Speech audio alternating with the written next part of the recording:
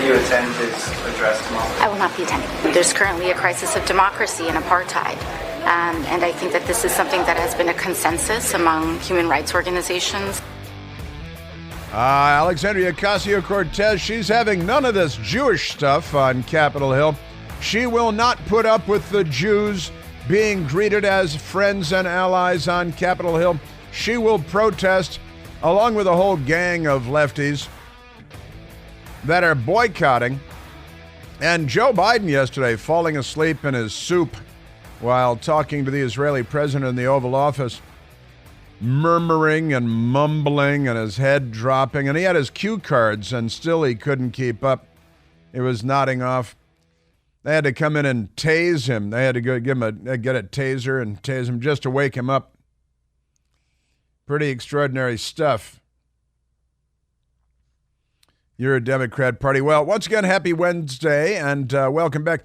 We were just talking to a nice person, John, about the Democrats and how they love criminals and hate the police. They do love criminals and hate the police, don't they? And John was talking about a police officer that was shot and killed. He was murdered, a police officer in New Mexico on Saturday by a criminal who had been in a shootout with the police in January, just earlier this year. And the Democrats put him back on the street, and then he killed a police officer using his illegal gun, which is illegal, and the Democrats want to make guns illegal, and they pretend that they don't know that their sons, the criminals, will use illegal guns to commit their crimes. It's just one more crime piled on their mound of criminality and crimes. So many questions why man accused of killing Alamogordo officer was not behind bars is the story from KRQE in Albuquerque, New Mexico. And the story out of Alamogordo. Alamogordo's mayor has expressed outrage over the recent death of police officer Anthony Ferguson, who was shot and killed on a shooting on Saturday, July 15th.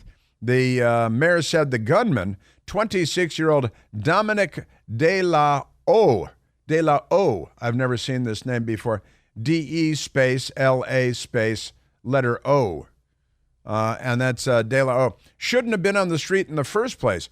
Well, why shouldn't he have been on the street in the first place? The mayor, Susan Payne of Alamogordo, is calling on state leaders in New Mexico to address bail reform laws, allowing the loss of Officer Ferguson's life.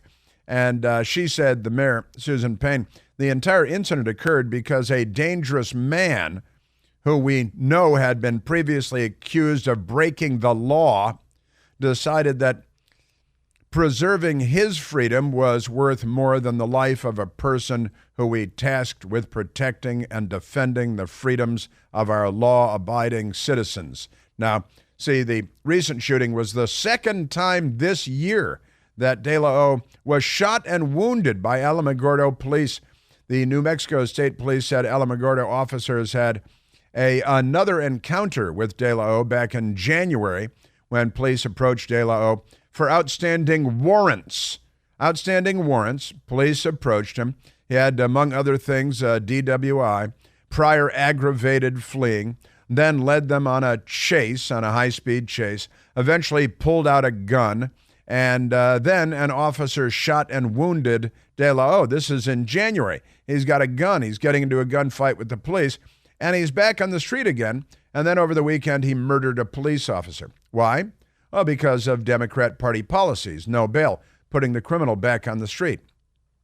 In May, prosecutors fought to keep De La O locked up until trial, arguing that he was a flight risk and a danger to society.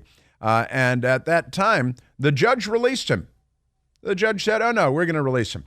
De La O didn't get out right away. And, now he murdered a police officer. Why? Oh, because of Democrat Party laws. And a friend of Ferguson's, Lee Wilder, said this evil person shouldn't have even been out on the street. Our bail reform laws allowed him out of jail to try to finish the task that he had tried to do in January, and he accomplished it. So now he's a cop killer, and the Democrats put him on the street because of their policies.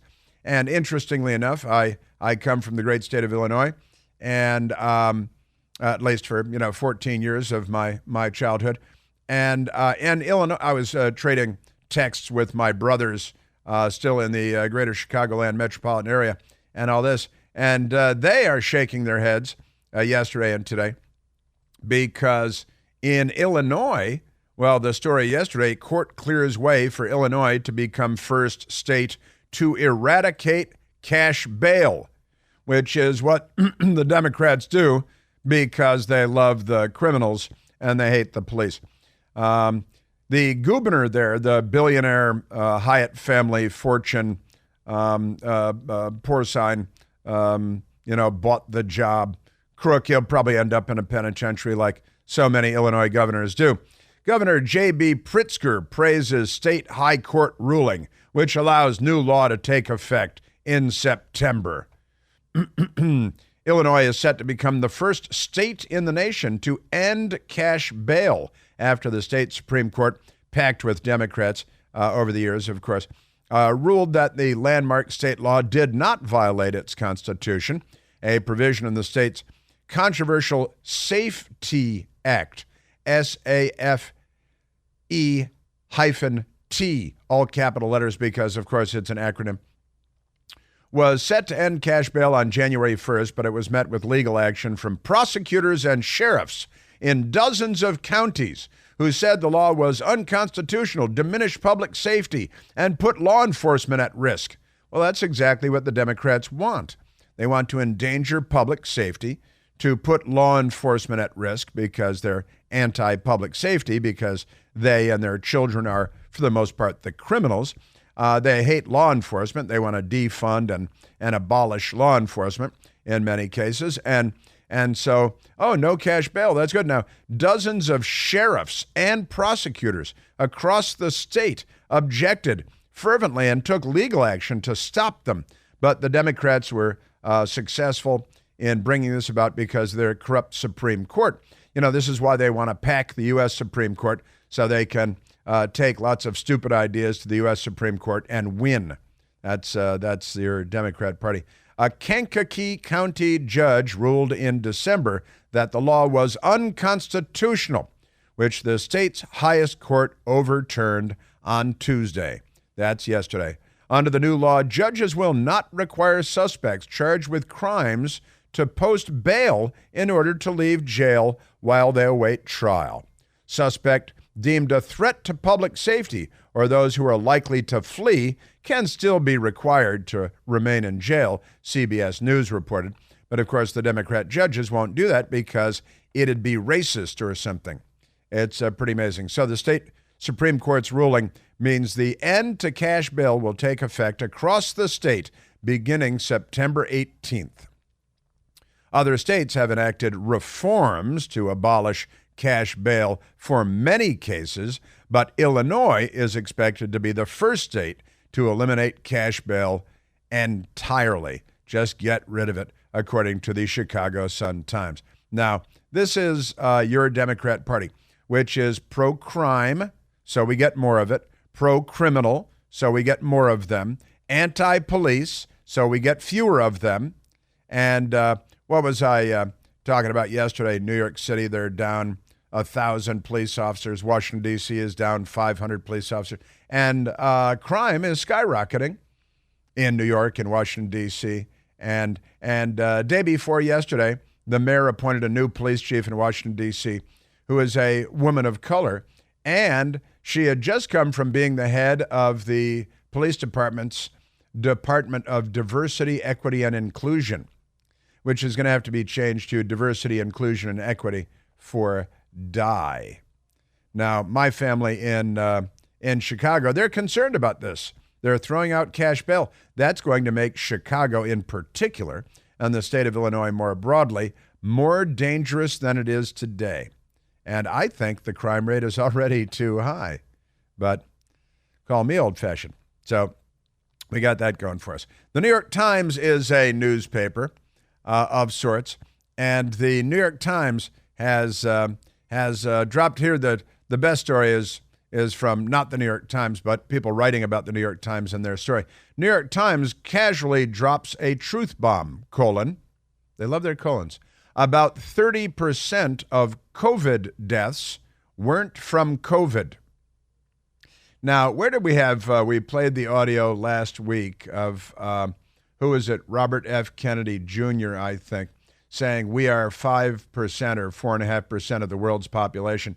Yeah, we had 16% of the COVID deaths worldwide. Wasn't that Robert F. Kennedy Jr.? We only have 4.2% of the globe's population, but we had 16% of the COVID deaths in this country, and that was from bad policy. And that was from bad policy. 16% of COVID deaths, 4.2% of the world's population. Well, we followed all of Anthony Fauci's advice, and we must never shake hands again based on what he said. So New York Times casually drops truth bomb about COVID. 30% of, quote, COVID deaths, end quote, weren't from COVID. David Strom has the story at Hot Air. Lots of health statistics can be deceiving, especially when comparing countries to countries and even region to region. It can be intensely frustrating when non-comparable stats are used to make a point, usually a political point. You think? Now, the New York Times goes on and on, as you might expect, because they're the New York Times. But when you say that 30%, oh, by the way, our statistics were so wrong, how wrong were they? Well, it turns out that about 30% of what we scored as COVID deaths are not COVID deaths at all. That's kind of a big deal, I think. Shouldn't that be a big deal? Shouldn't that be on the front page of every newspaper when the news statistics make it clear that what we've been told was not true? Just saying. But that's not going to be a big story. So the most obvious case is comparing infant mortality statistics between countries. Often looks bad in these comparisons. The U.S. often looks bad in these comparisons. But it's mostly due to the fact that we actually count the mortality of infants while other countries bury the data by excluding a lot of deaths from their statistics. You know, country by country, it's true. It's another thing altogether. But another case is COVID stats, where the U.S. ranks pretty poorly with the infant mortality, despite years of being told that the U.S. government has been rigorous in properly counting COVID deaths. Everybody who has a working brain should have figured out by now that the U.S. has grossly overcounted the deaths from the virus. And and look, I've talked about this. We've all talked about this. It has been a hot topic of conversation. And we had a great example out of Colorado, where the coroner, was it Colorado Springs again? It was. I'd have to look it up, but it was Colorado jurisdiction where the coroner came out and said, we had 2 people counted as COVID deaths out of our morgue that had been shot to death in one weekend. 1 weekend, 2 people shot to death, and then they tested them on the slab after being shot to death and discovered that they had COVID. And they said, oh, COVID deaths, so they counted them as COVID deaths, right? But now the New York Times is saying that we have overcounted our COVID deaths. About 1/3 of official COVID deaths, of hundreds of thousands of deaths, were not due to COVID. And I've talked about this, you've talked about this, we've all talked about this, and now Democrats have to believe it because the New York Times said it, and that's all that matters. Hey, listen, as you plan your financial future, it's important to set yourself up for success. Am I right? That's the whole idea. And if you've got a high credit score, you've got more power than you might think. And now is the time to leverage that good credit score to consolidate your debt, as interest rates are going to continue to rise. Joe Biden's in the White House. Pay off your credit cards faster with a low fixed rate loan from Lightstream. A credit card consolidation loan from Lightstream can help you pay off your credit cards and to lock in a low fixed interest rate. Have you seen what they're charging you, the credit cards? It's crazy. At Lightstream, their rates start at 8.99% APR with auto pay and your excellent credit. You can get a loan from $50,000, from $5,000 to $100,000. Absolutely no fees for you because you hang out with me. You can even get your money as soon as the day that you apply. And just for my listeners, you know who they are. Apply right now, get a special additional interest rate discount, save even more of your hard-earned cash. The only way to get this discount is to go to lightstream.com/plant. That's lightstream.com/PLANTE. I've got an extra vowel. Subject to your good credit approval rates range from 8.99% APR to 24.99% APR and include a 0.5% auto pay discount. Lowest rate requires your excellent credit. Terms and conditions apply and offers are subject to change without notice. Visit lightstream.com/plant for all the information you need. Yeah, so, hey, New York Times, thanks for catching up. But now they've got medical experts. You know, Kevin Bass, PhD, MS. After relentlessly calling it a conspiracy theory, the New York Times and the CDC now admit that they overcounted COVID deaths by about 1/3. It's kind of hard to have faith and confidence in these institutions, isn't it?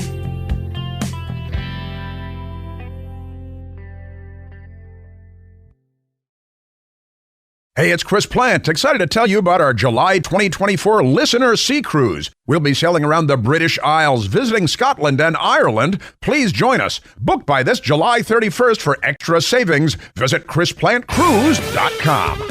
Now, I was rightly raising questions about all of this, including, and we just fact-checked me, and it was the county, Grand County, Colorado Springs, Colorado. And they had 2 people that had been shot to death. And the coroner was outraged. It was the coroner, right, who was outraged to discover that they had been counted as COVID deaths because their dead bodies tested positive for COVID. And so they were scored as COVID deaths. And now, and we pointed to multiple instances like that one around the country. And now the New York Times grudgingly confesses the official number is probably an exaggeration because it includes some people, just 1/3 of them, who had the virus when they died, even though it was not the underlying cause of death. Other CDC data suggests that almost 1/3 of the official recent COVID deaths have fallen into this category. So about 1/3. And they say recent. They like to put a lot of weasel words in there. Probably more than 1/3 early on then because everyone was hysterical.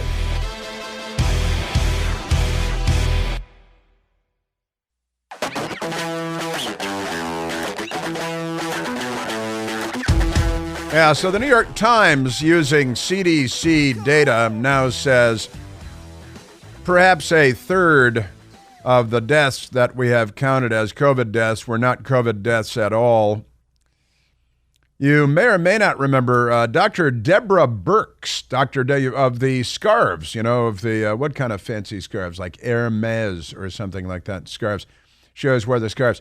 And she would brief at the White House, and she's a government doctor, medical doctor. She became a big hero. And then it became controversial. And to her credit, I would say, she has disappeared from the scene and just gone underground. And I can hardly blame her, if you want to live a normal life. So Dr. Deborah Birx at the White House briefing room explaining that in other countries, they don't count people that die of heart attacks as COVID deaths just because their dead bodies tested positive for COVID. But in the United States, we were doing that. So I think in this country, we've taken a very liberal approach to mortality. There are other countries that if you had a pre-existing condition, and let's say the virus caused you to go to the ICU and then have a heart or kidney problem. Some countries are recording that as a heart issue or a kidney issue and not a COVID-19 death. As they should. Right now, we're still recording it, and we'll I mean, the great thing about having forms that come in and a form that has the ability to mark it as COVID-19 infection, the intent is right now that if someone dies with COVID-19, we are counting that as a COVID-19 death. Even though they were shot to death, like in Colorado Springs, 2 people shot to death, tested positive for COVID-19, and they counted them as COVID-19 deaths. Dr. Deborah Birx said that at the time. I made note of that. We talked about that, which is why we still have that soundbite in our audio library, and we are able to share it with you. And Michael Piercy remembered that soundbite and whipped it out this morning, because now the New York Times has caught up to the Chris Plante Show, and I just wanted to point out a couple of things in the New York Times piece. After 3 horrific years, the New York Times writes, in which COVID has killed more than 1 million Americans, maybe more or less, and transformed parts of daily life. What parts has it not transformed? The virus has turned into an ordinary illness. And those who said that it would eventually turn into an ordinary illness like the flu also shouted down and censored and punished. Now, a story from Fox 9, KMSP, Minnesota, Minneapolis, St. Paul, the Fox station, Minneapolis, St. Paul. And this is from July 5th of 2020. Minnesota State Senator, who's also a medical doctor, known for questioning COVID-19 death count, says he's being investigated by the state. See, if you question anything, then they did everything they could to disrupt your life and destroy your career, take away your income. And they reported at the time, a Minnesota state senator and doctor known for disputing government-reported fatality data related to COVID-19 says he's being investigated by the Minnesota State Board of Medical Practice in Minnesota. In a Facebook video posted, Dr. Scott Jensen, a Republican state senator for Carver County and family medicine doctor, said he was ticked, polite Midwestern term, to receive notice from the state that he was being investigated. See, they're going after his medical license because he was quite to take away his livelihood and his income and, what he's worked his whole life for, because they wanted to destroy him because he questioned the official party line. And that is, we'll tell you how to count the dead. And if they're shot to death but have COVID, we're counting them as COVID. And if they have a heart attack or a kidney failure, a liver failure, we're going to count it as COVID because they had COVID, even though something else killed them.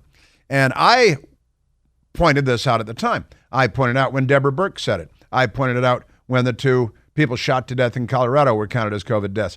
And I raised, I sounded the alarm then because that means the numbers are going to be corrupt, right? And that's obvious. I'm not a statistician, but I play one on the radio, and statistics are very important, and I do spend a lot of time on statistics, actually. All right, let's go to the telephones. Let's go to Brad, calling from beautiful Key West, Florida. Bradley, you're on the Chris Plante Show. Hey, Chris. Hey, Brad. We've talked. Thank you. I wanted to say that when COVID started, it was right when the Democrats realized they were not going to win the first election, whatever thing against Trump. And all of a sudden, they had to destroy the economy and before the election. And that's when COVID started. And it got really weird here in Key West. The cops were every 2 blocks writing tickets to anyone not wearing a mask for $500. And if you're on a bicycle, you did not have to wear a mask. So I lived on my bicycle. And thank God for Governor DeSantis for shutting down what the Florida mayors were doing to our cities. Well, you said something that got my attention there. You said it got really weird here in Key West. It did. That's kind of repetitive and redundant, isn't it? And unnecessarily duplicated. It's Key West. It's famous and proud for its weirdness. I've been to Key West on vacation. It's a great and fun place. Yeah, we do get naked. We do get naked. Well, the fact that the New York Times just kind of dropped this in a story with very little fanfare, and it's CDC numbers, and the New York Times has the CDC numbers, and the rest of the news media is not following the story. So this is not going to be very widely known. And people that read the New York Times are not going to go around telling people about it because they're, typically lefties, libs, and they're going to toe the Democrat Party line, which is run for your lives. It's never too early to panic, and we have to constantly live in a state of fear and panic, right? Well, to tie into your story, I was sitting at a bar one day, and I was sitting with a couple, and they demolish homes and rebuild. And the guy stepped on a nail and went to the hospital. And a couple of weeks later, he gets a call from the insurance company asking if it was COVID related. Because he stepped on a nail. Yes. With his flip-flop or his rubber-soled shoes, and he had to get a tetanus shot and get it cleaned up. And he gets a call. Is it COVID? Is it COVID? Well, because the insurance companies were making out like bandits and the government was throwing around trillions of dollars, and they had the government had incentivized all kinds of bad behavior regarding COVID. Oh, yeah. And incentive, again, the money incentive was everywhere. Exactly. I mean, it was a total fraud. And the fact that I could ride around on a bicycle and not wear a mask, it just showed how stupid it was. Yeah. Yeah. Yes, it did. It's your government at work and our government at work. It's government at work. It's why less government is better. I agree with that. And not only that, if COVID was so bad, how come we did not see tons of homeless people dead in the streets? And why was there no hazmat containers to take dirty masks?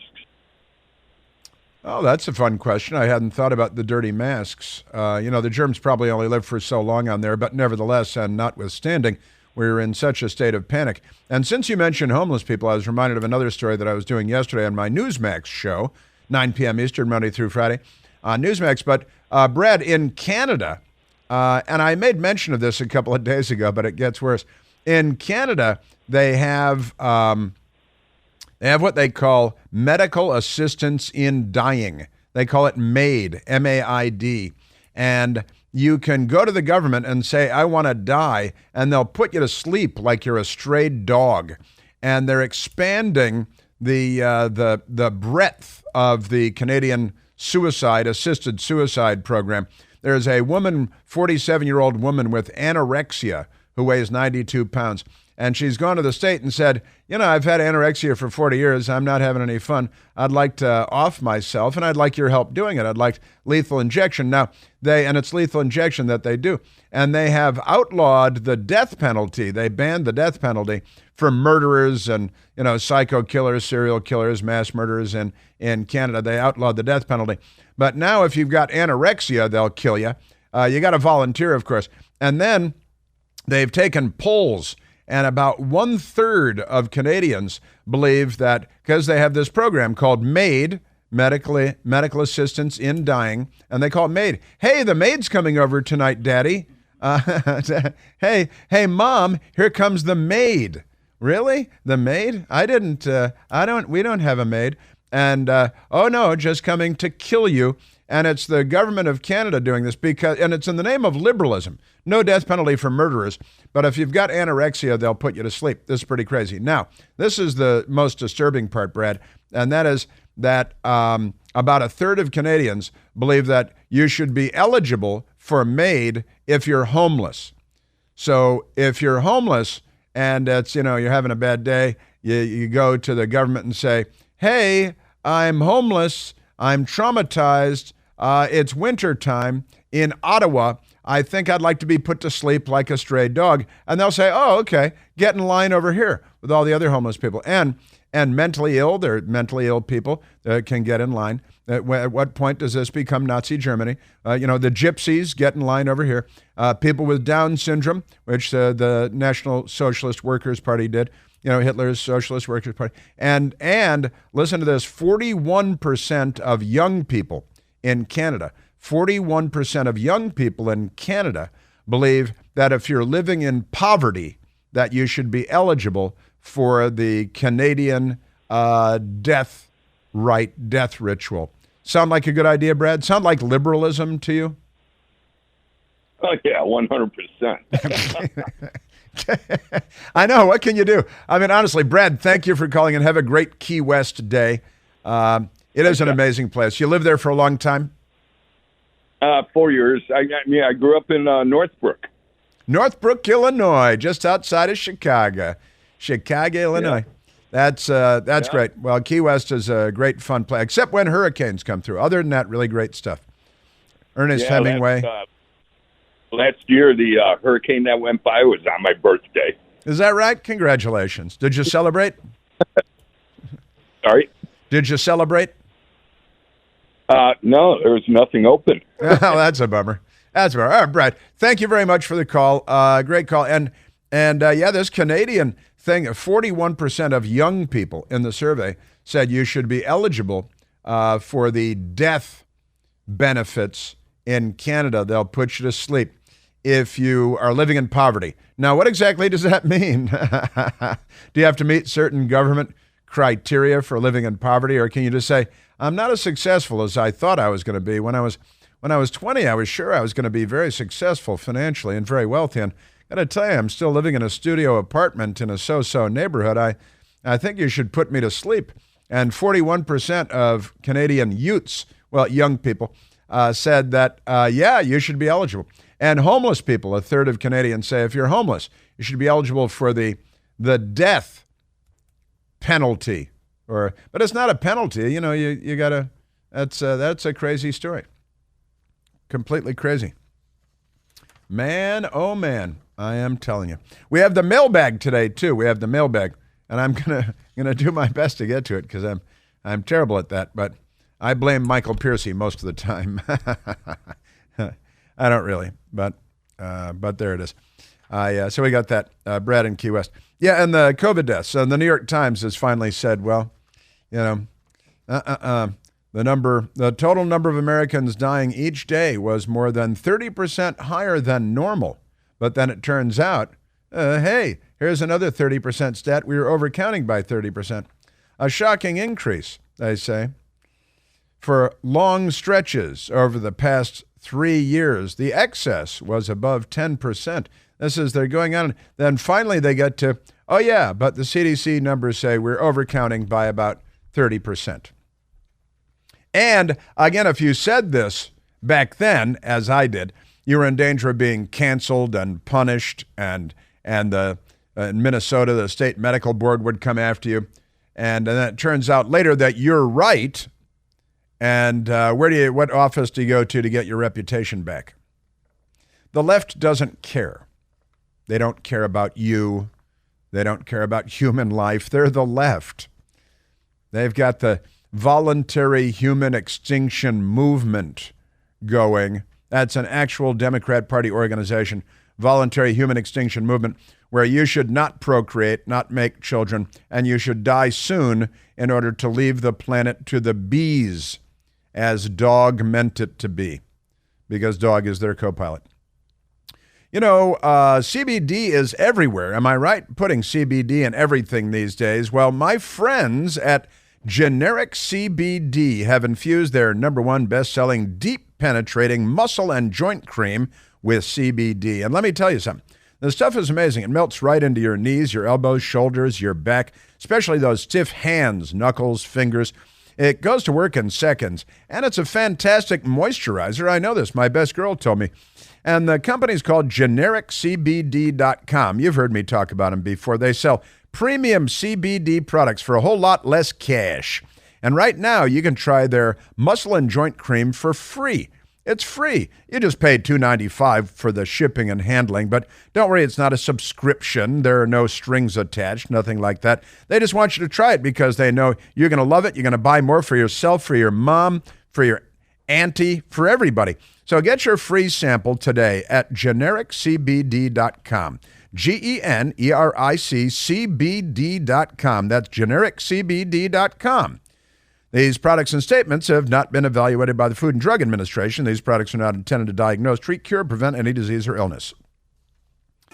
Yeah, our government and their track record at this point is not what it ought to be. That's a for sure. I've got Gaslighting 101. We've got the mailbag coming up. And the whistleblowers are coming. Jason Aldean and his big song that the Democrats are attacking. It's racist to talk about crime in big cities because the Democrats don't want to talk about it because they're doing it. The earth is on fire and we're all going to die soon.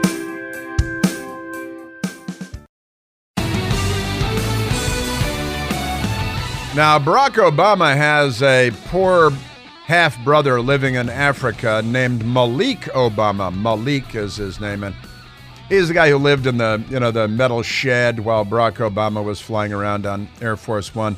It's not, these Democrats, and they say they're good family men, but Malik Obama, the half-brother of same father, of course, of Barack Obama, he tweeted day before yesterday that Barack Obama is, quote, definitely gay, end quote. He said Barack Obama, his brother, the former president of the United States, is definitely gay. Now, Malik Obama, the well-known half-brother, the post-millennial, has the story. Malik Obama, the well-known half-brother of Barack Obama, should be more well-known, caught eyeballs Monday on social media with a reaction he gave to a posted letter in which the former president, Barack Obama, praised librarians and complained of the banning of certain types of books, including ones that push LGBTQ plus propaganda, like, the genderqueer man-on-boy sex graphic stuff. And so and that's the book that they're talking about there in the post-millennial. And the brother, the half-brother of Barack Obama, tweeted that Barack Obama is definitely gay.